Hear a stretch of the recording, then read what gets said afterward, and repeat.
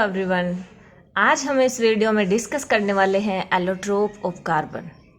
तो देखिए, जो अपना चैप्टर है कार्बन एंड इट्स कंपाउंड, इसका इंट्रोडक्शन एंड कोवलेंट बॉन्डिंग को अपन ने लास्ट वीडियो के अंदर स्टडी किया था और आज हम चलने वाले हैं एलोट्रोप्स ऑफ कार्बन पे। तो देखिए क्या होते हैं allotropes. When carbon is present in different form which have different physical properties and same chemical properties.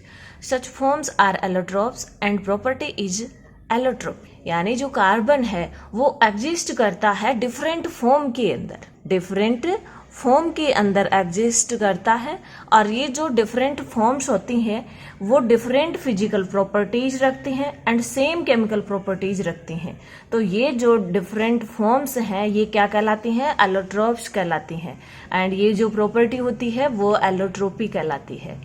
तो देखिए, बात करते हैं कार्बन की। तो कार्बन के टू टाइप्स की जो एलोट्रोप हैं वो प्रेजेंट होते हैं, क्रिस्टलाइन कार्बन या एमोर्फस कार्बन, या एमोर्फस को अपन नॉन क्रिस्टलाइन भी कह सकते हैं।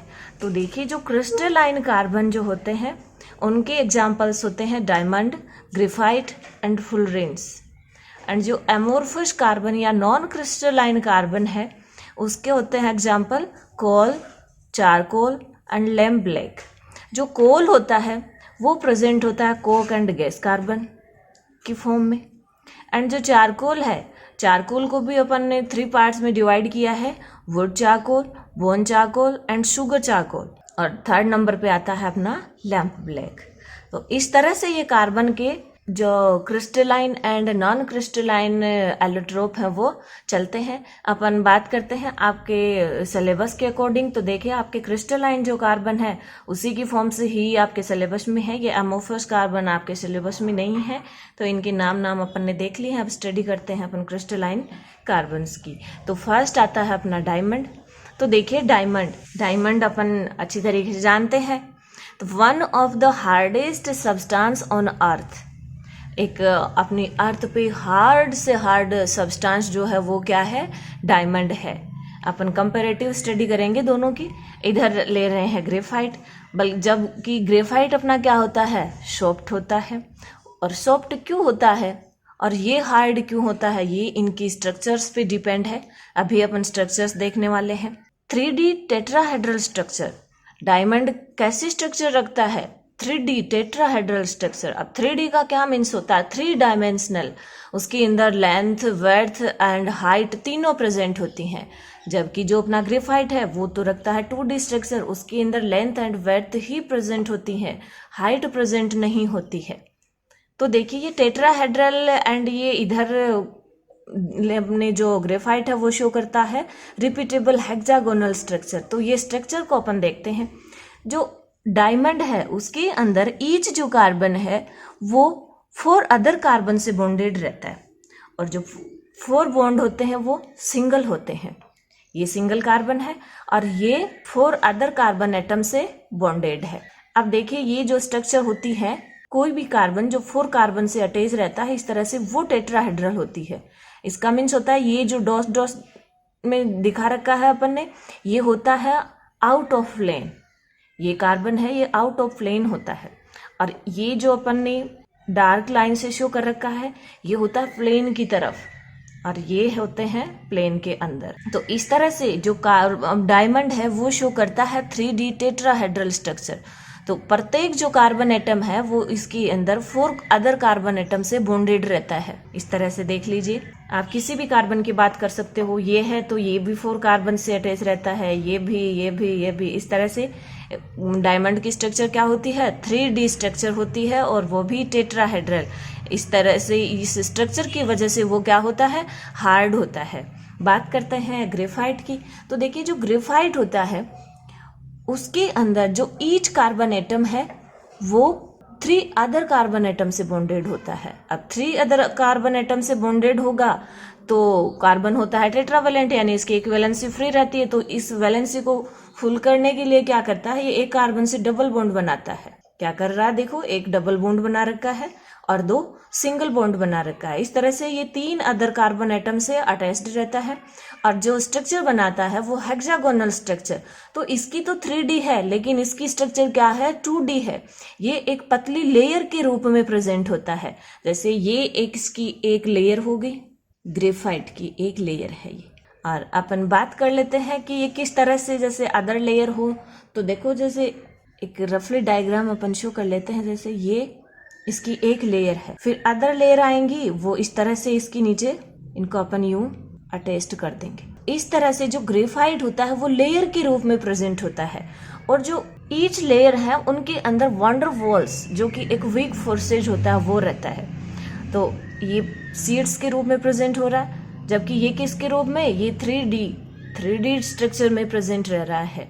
इसलिए जो अपना डायमंड है वो क्या होता है, हार्ड होता है और जो ग्रेफाइट होता है वो सॉफ्ट होता है और 2D स्ट्रक्चर शो करता है। देन बात कर लेते हैं नेक्स्ट। देखिए each carbon atom is bonded to 4 other carbon, very high melting point. ये 3D स्ट्रक्चर शो कर रहा है तो हार्ड है और हार्ड होने की वजह से क्या रख रहा है, ये high melting point. Electrical insulator, electricity का क्या है, इंसुलेटर है, बट थर्मल कंडक्टर है। हीट का क्या है, गुड कंडक्टर है ये। बात करते हैं इसकी ग्रेफाइट की। तो देखिए जो ग्रेफाइट है इसके अंदर जो ईच कार्बन एटम हो अदर 3 कार्बन से बॉन्डेड रहा है। तो इसके अंदर इसकी स्ट्रक्चर क्या हो रही है, सॉफ्ट हो रही है, या 2D स्ट्रक्चर है वो सॉफ्ट है। और ये क्या है, इलेक्ट्रिसिटी और जो थर्मल दोनों का ही क्या होता है, गुड कंडक्टर होता है। ये अपन ने मेटल्स एंड नॉन मेटल की फिजिकल प्रॉपर्टीज के अंदर भी देखा था कि अपना जो एक असम्पशन था कि नॉन मेटल होते हुए भी ग्रेफाइट क्या है, इलेक्ट्रिसिटी का गुड कंडक्टर है। अब बात करते हैं कि ग्रेफाइट आपने कहाँ देखा है। तो देखिए अपने जो सेल्स होते हैं उनके अंदर रॉड के रूप में प्रेजेंट रहता है, या अपनी जो पेंसिल्स होती हैं उनकी जो लीड होती है वो भी अपना क्या है, ग्रेफाइट है। तो इस तरह से ये डायमंड एंड ग्रेफाइट के अंदर अपन डिफरेंस आराम से रख सकते हैं। और बात करते हैं अपने थर्ड एलोट्रोप्स की जो है फुलरीन। तो देखिए फुलरीन क्या है, it is most recently discovered crystalline allotropic form of carbon.